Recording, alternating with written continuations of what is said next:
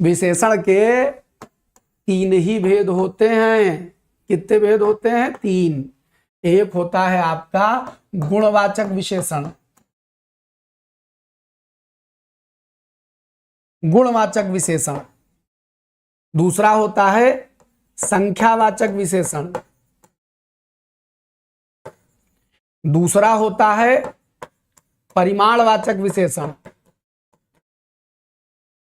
तीसरा होता है सार्वनामिक विशेषण। अब आप जानते हैं क्या कहेंगे? आप कहेंगे मास्टर साहब आप हमारी आंखों में धूल झोंक रहे हैं?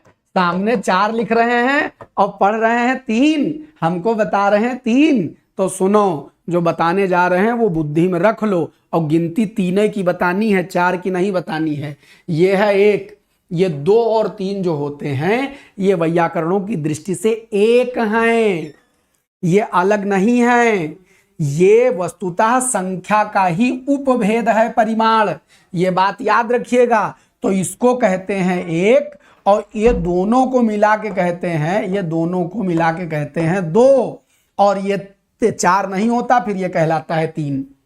इस बात को अपने मगज में रख लीजिए। संख्या का उपभेद है परिमाण। उपभेद समझते हो?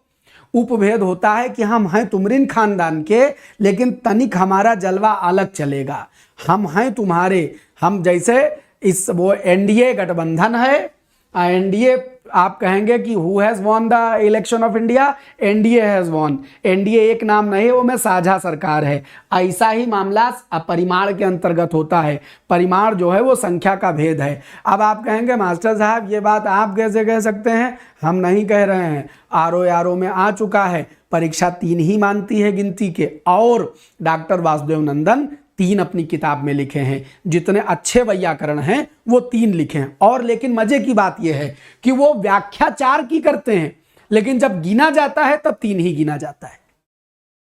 व्याख्या 4 की करते हैं, लेकिन जब गिना जाता है तो 3 गिना जाता है। इसलिए व्हेन काउंटिंग पूछी जाए, जब गिनती पूछी जाए, तो गिनती में सदैव क्या बोलेंगे? 3 होते हैं।